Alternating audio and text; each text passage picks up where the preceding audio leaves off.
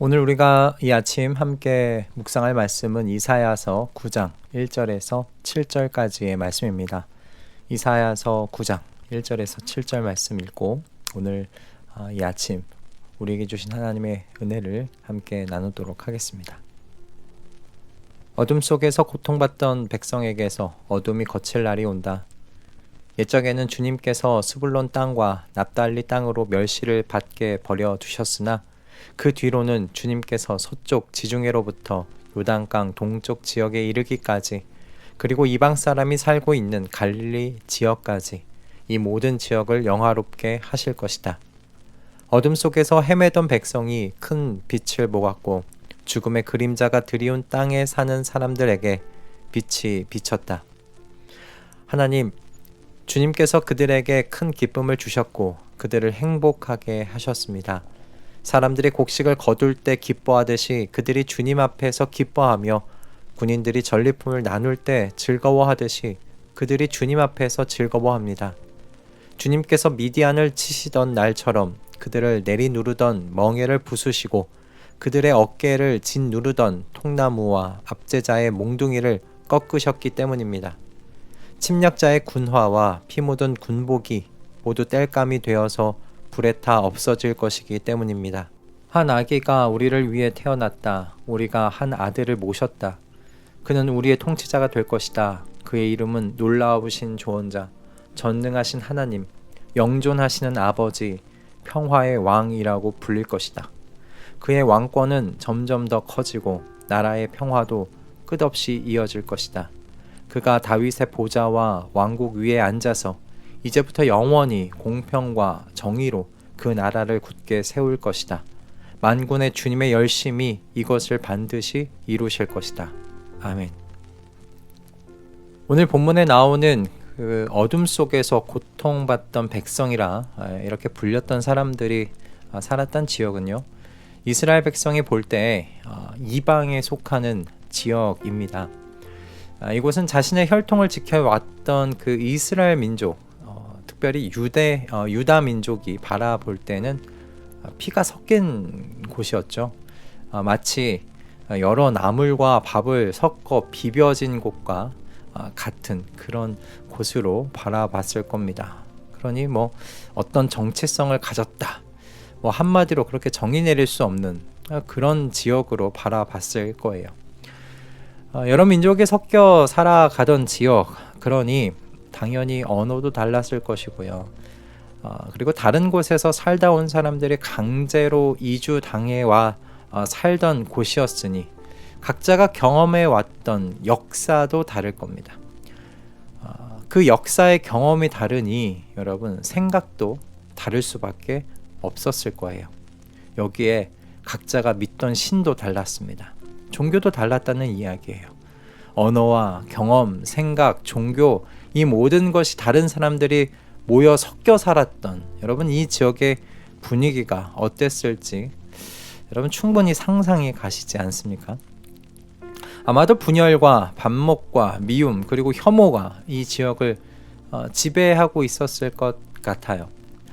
제가 너무 뭔가 비관적으로 추측하는 것이 아닌가 그렇게 생각하실 수도 있겠지만 요즘에 그 여의도에서 진행되고 있었던 탄핵 집회 현장 뉴스를 보면서 이런 생각이 더더욱 좀 마음 가운데 자리를 잡게 됐어요. 왜냐하면 저는 탄핵 집회 현장만 있을 줄 알았어요. 그런데 그 시간 동시에 광화문에서는 탄핵에 반대하는 집회도 열리고 있었더라고요. 물론 탄핵 반대 집회에 모인 수는 찬성하는 그 집회에 모인 숫자보다는 적었습니다. 그래도 무시할 수는 없는 규모였던 걸로 기억을 합니다. 저는 이 뉴스 영상을 보면서 이 단일 민족에 가까운 나라에서 살면서도 같은 역사를 경험하고 또한 최근에 같은 사건을 경험했음에도 불구하고 다른 결론에 이르는 모습을 보면서 적잖게 당황을 했습니다. 아니, 좀 당혹스러웠다라는 말이 적절할 것 같아요. 단일 민족으로 살아가도 이렇게 같은 사건에 대하여 다른 행동이 나오고 한때는 이 작은 나라의 시대를 대표하는 단어가 혐오였을 정도로, 그리고 투표가 있을 때마다 동서가 다른 색으로 나뉘는 분열을 보여주는 이 나라. 여러분, 오늘 본문에 나타나는 이 지역은 얼마나 더했을까 싶은 겁니다. 물론 사람들은 이런 시기를 이겨내 보려고 이런저런 시도를 해봤을 거라고, 애를 써봤을 거라고 생각이 들어요. 작게나마 정말 빛이 비치는 것과 같은 때를 마주하기도 했겠죠.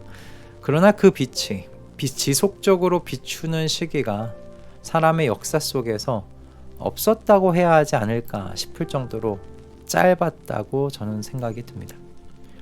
우리나라의 역사 안에서도 동서화합을 위해 애썼던 리더십들이 얼마나 많았습니까? 혐오를 극복해 보려고 애썼던 리더십들 분명히 있었습니다. 그런데 이 나라의 대통령의 역사만을 보더라도 그 모든 사람의 시도가 사람과 사회 속에 영구한 빛으로 다가오지 못했다는 것, 턱없이 부족했다는 것, 우리가 보고 있는 역사 아닙니까? 그럼 여러분, 우리 그리스도인은 이런 세상 속에서 비관주의자로 살아가야 할까요? 이와 같은 사람의 역사에 대하여 우리는 비관적으로 바라보는, 그렇게 해석하는 사람들로 살아가야 할까? 여러분, 아닙니다. 여러분, 그리스도인은 비관주의자들이 아니죠. 그리스도인들은 약속에 근거한 저는 희망주의자들이다, 낙관주의자들이다, 전 그렇게 생각이 듭니다. 약속에 근거해야 한다는 것이 정말 중요한 것이죠. 그럼 여러분, 그리스도인에게 주어진 이 약속이라는 게 무엇일까? 그리스도인에게는 어떤 약속이 있기에 비관적인 세상 속에서 희망을 보고요, 이 비관적인 세상 속에서 낙관주의자로 살아갈 수 있느냐는 겁니다. 오늘 본문을 따르면 그리스도인이 믿는 약속은 이런 겁니다. 하나님께서 사람과 세상을 향한 사랑에서 비롯된 은혜로 이 어둠이 가득한 세상 속에 빛을 보내주셨다는 거예요. 사람들은 사람들로 인해서 기뻐하게 되지 않는다고 이야기합니다. 성경이 우리에게 그려주는 그림은요, 하나님께서 보내신 이 빛 때문에 기뻐하고 행복해하는 그림이죠. 그리고 성경은 이 빛이 바로 하나님의 아들 예수 그리스도이시다라고 가르칩니다. 하나님께서 이 약속을 이루셨어요. 하나님의 열심으로 말이죠. 그런데 하나님의 약속이 여기서 끝나지 않습니다.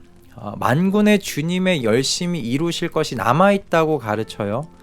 하나님의 아들께서 통치자가 되셔서 끝없이 평화가 이어지는 나라, 공평과 정의로 세워진 영원한 나라를 세우신다는 바로 그 약속입니다. 삼위일체 하나님께서 통치자가 되시는 그 하나님의 나라에 대한 약속이 남아있고, 성경이 가르치는 것은 이 약속을 하나님의 열심으로 이루실 거라고 가르치고 있다는 것이죠. 하나님의 열심이 어둠의 세상 속으로 영구한 빛을 보내셨습니다. 하나님의 아들을 보내셨고 어둠 속에서 헤매던 하나님의 백성들을 구원해 내셨습니다. 그러니 하나님의 열심이 또한 이 평화의 나라, 공평과 정의로 세워진다고 이야기되는 이 영원한 하나님의 나라에 대한 약속을 이루실 줄 믿습니다.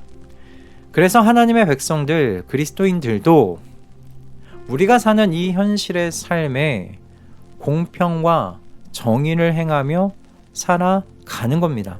하나님께서요, 기도만 하고 있으라고 가르치지 않으세요. 하나님께서 그냥 예배만 드리면서 모여서 있으라고만 가르치지 않으셨어요. 이사야와 예레미야를 보면 하나님께서는요, 공평과 정의를 하나님의 백성들의 삶 속에 적용하며 살으라라고 가르치셨습니다. 이웃들과 평화를 이루며 살으라라고 가르치고 계시다는 것이죠. 하나님 백성의 삶이요, 하나님께서 하나님의 열심으로 이루시려는 그 나라의 모델하우스가 되라고 가르치고 계시다라는 말씀입니다. 저와 여러분의 삶의 모습이 하나님 나라의 모델하우스 되기를 기도합니다. 불이 다 꺼져 있는 어둠으로 짙게 깔려있는 그런 모델하우스가 아니라 하나님의 영광의 빛으로 안팎이 환하게 빛나는 모델하우스, 하나님의 평화의 등이 밝게 빛나는 모델하우스, 공평과 정의의 기둥이 든든하게 지탱하고 있는 모델하우스가 되시기를 이 아침 기도하십시다. 이런 백성들이 하나둘 모여서 바라기는 이 땅에 더 큰 하나님 나라의 모델하우스가 지어져 가기를 이 아침 우리 기도하십시다. 이 영광스럽고 환한 모델하우스를 보면서 수많은 사람들이 이 땅에 임할 진짜 나라, 하나님의 나라를 기대하고 소망하며 오늘의 이 어둠의 현실을 이겨내며 살아내어가게 되기를 이 아침 소원합니다. 우리 함께 이를 위해서 기도하시는 귀하고 복된 아침 되시기를 주님의 이름으로 축복합니다. 기도하겠습니다. 주님, 저희가 살아가는 이 세상은 어둠이 짙게 내려앉은 밤과 같습니다. 그러나 저희는 이 땅에 빛을 보내셔서 새벽을 몰고 오시는 하나님을 믿습니다. 2000년 전에 그리하셨고 그리고 마침내 영원한 빛으로 이 땅에 임하실 것을 믿습니다. 주님, 저희가 이 믿음을 이 어둠이 지배하는 세상 속에서 하나님 나라 모델하우스로 나타내 보여줄 수 있기를 기도합니다. 이 어둠의 세상을 비추는 주님의 그 빛을 머금은 모델하우스들이 되게 하여 주시옵소서.